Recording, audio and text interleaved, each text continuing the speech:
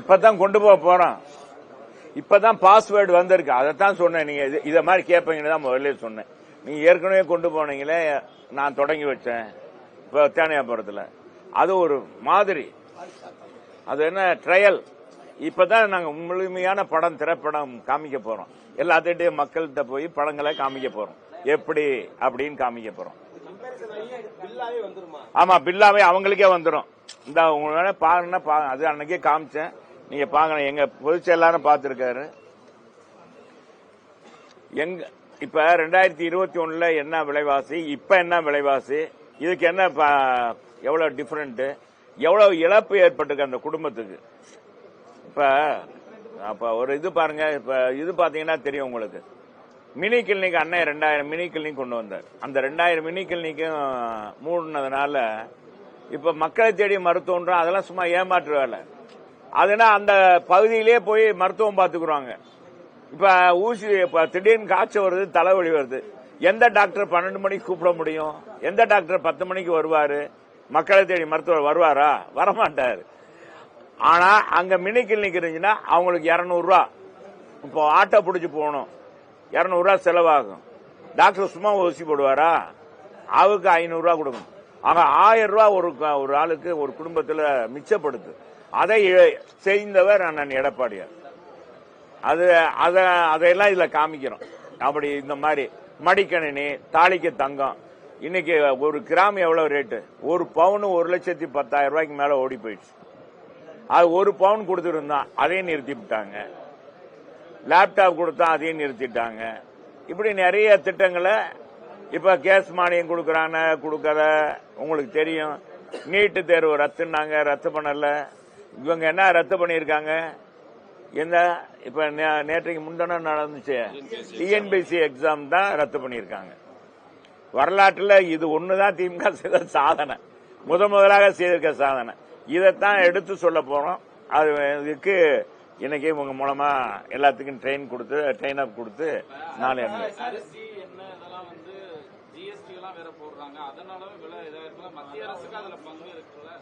இல்லங்க. அப்ப நீ சொல்ற அரிசி இதுக்கெல்லாம் மத்திய அரசு எல்லாத்துக்கும் மத்திய அரசு ஜிஎஸ்டி அரிசிக்கு எவ்வளவு அரிசி போடுறாங்கன்றது பாருங்க. இன்னைக்கு 40 ரூபாய்க்கு வாங்கின அரிசி இன்னைக்கு 70 ரூபாய் 80 ரூபாய் விற்கிதுங்க. அவங்க 2% 1% போடுறாங்க. அதை போய் பெருசா சொல்றீங்க. இந்த அரசு விலைவாசியே எல்லா ஆட்சியிலும் விலைவாசி ஏற்றம் இருக்கும். நான் அதெல்லாம் மாற்றம் இல்ல. நீங்க கேட்கறதுக்கு முன்னாலே நான் சொல்லிடுறேன். எல்லா ஆட்சியிலும் விலைவாசி காலத்துக்கு தகுந்த மாதிரி மாறிக்கொண்டேதான் இருக்கும். அதை கட்டுப்படுத்துறதுக்கு நடவடிக்கை எடுத்திருக்கணும். இவங்க கட்டுப்படுத்துறதுக்கு நடவடிக்கை எடுக்கல. எங்க காலத்துல வெங்காய விலை கூடி போச்சுங்க. எகிப்துல இருந்து கொண்டு வந்தான். அதை கூட ஈஜிப்து அதை போட்டு ஓட்டிட்டீங்க நீங்க இல்லையா? அது ஆக்சுவலா அந்த வார்த்தை சொல்லுவாங்க. அரேபிய கண்ட்ரில இருந்துலாம் வெங்காயத்தை, பெரும் வெங்காயம் வாங்கிட்டு வந்தோம். சாம்பார் வெங்காயம் போட்டோம். நார்த் இந்தியாவில் பருப்பு வாங்கிட்டு வந்தோம்.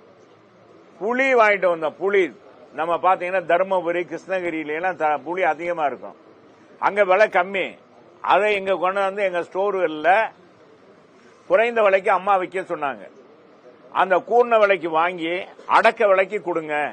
அதுக்கான மானியத்தை நானே 2%, அந்த 3% இழப்பீட கொடுத்துறேன்.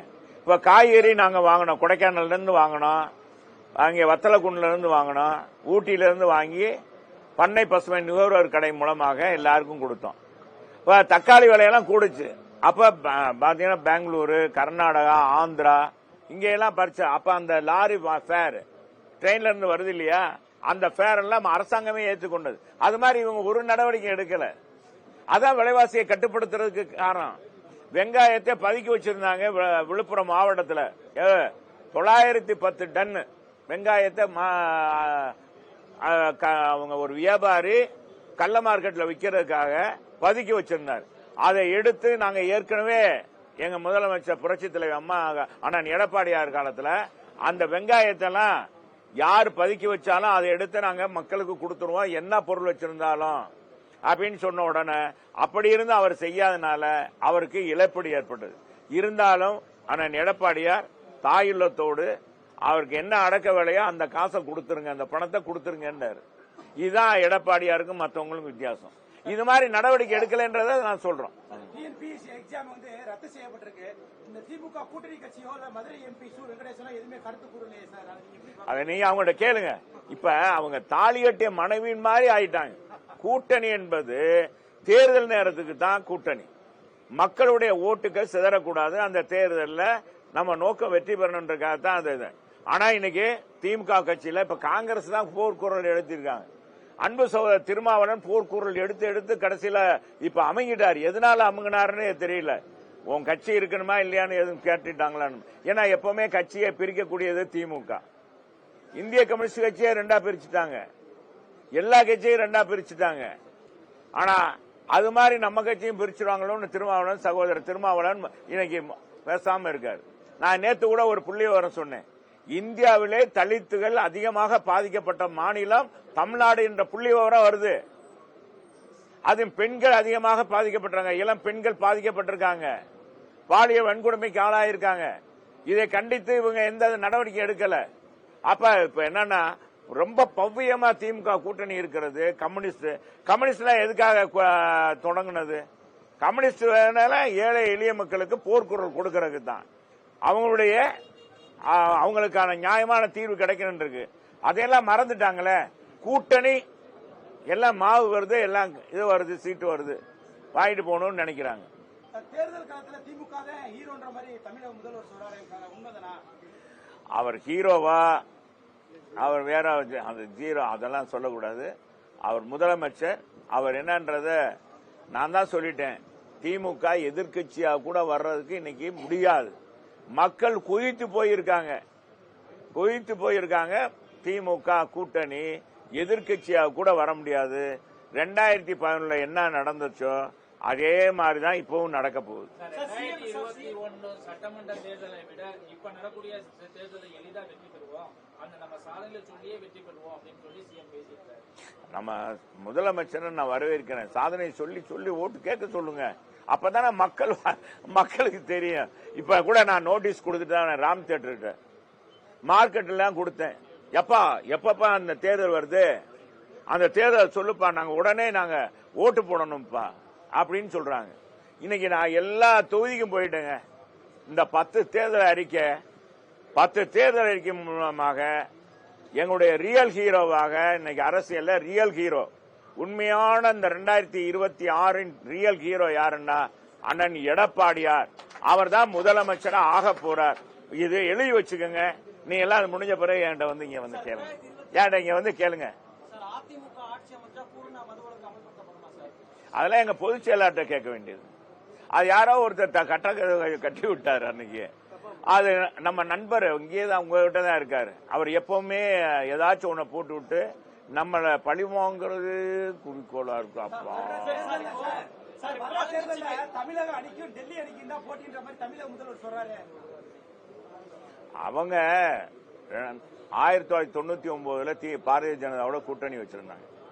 2001 கூட்டணியில இருந்தாங்க. அப்ப அவங்களும் பாரதிய ஜனதாவும் கூட்டணியில் இருக்கும்போது டெல்லிக்கும் தமிழகத்துக்கும் போட்டியா? இதெல்லாம் விதண்டவாதமாக ஏதாச்சும் சொல்லணுமே. நம்ம அதான் சொல்றேன்ல, நேத்து நான் சொன்ன கதை தான். வடிவேல் மாதிரி இன்னைக்கு மக்கள் புலம்ப விட்டுட்டாங்க. அவங்க கட்சிக்காரவங்க வடிவேல் மாதிரி நம்ம முதலமைச்சர் நல்லவருப்பா, அவரை போய் புலம்ப விட்டுட்டாங்க. பாருங்க, புலம்ப விட்டுட்டாங்களே. அவர் என்ன சொல்ற, ஏதாச்சும் ஒண்ணு சொல்லணும்னு சொல்றாரு. வேற யாராச்சும் சொல்றாங்களா? ஏங்க, இப்ப நீங்க நல்லவன் நானா சொல்லிட்டா என்ன செய்யுது? நான் தான் கோபாலகிருஷ்ணன், நான் தான் எல்லாரும் என்னை சப்பானி கூப்பிடுறாங்க. நான் கோபாலகிருஷ்ணன் சொன்ன யார் ஏத்துக்குருவாங்க? நானா சொல்லிக்கிறேன். என்ன தம்பி, அப்படித்தானே? உண்மையில மத்தவங்க சொல்றோம், மக்கள் சொல்றோம். எங்க இப்ப அடுத்த திமுக ஆட்சி தான். என்னப்பா குறை கண்ட அந்த ஆட்சியில 5 வருஷம் நாங்க சுபிச்சமா இருக்கோம். வீட்டு வரி ஏத்தல, மின் கட்டணத்தை ஏத்தல, பால் விலை உயர்த்தல, குப்பைக்கு வரி போடல.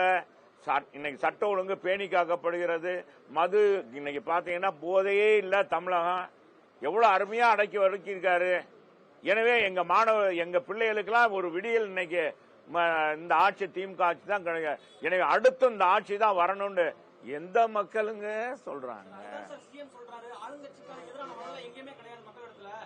அதான் எங்க சொல்றாங்க, அவருக்கு எங்க போய் கேட்டாரு, அவர் என்ன செய்யறாரு, கூட்டி வைக்கிற கூட்டத்துல பேசுறாருங்க முதலமைச்சர்.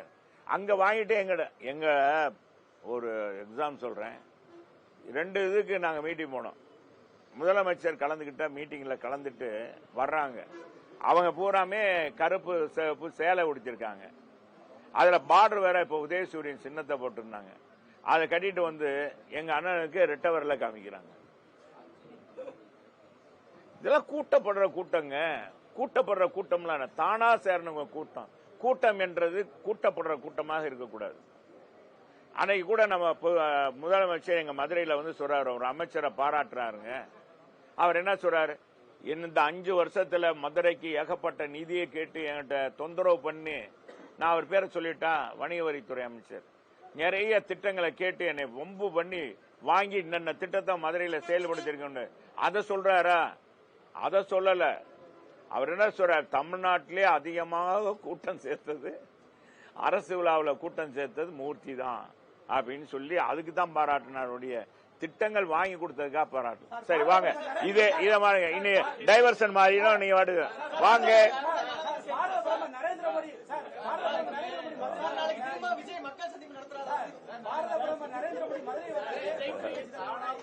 சரி, நாளை மறுநாள் சந்திப்போம். நாளை மறுநாள் நாளை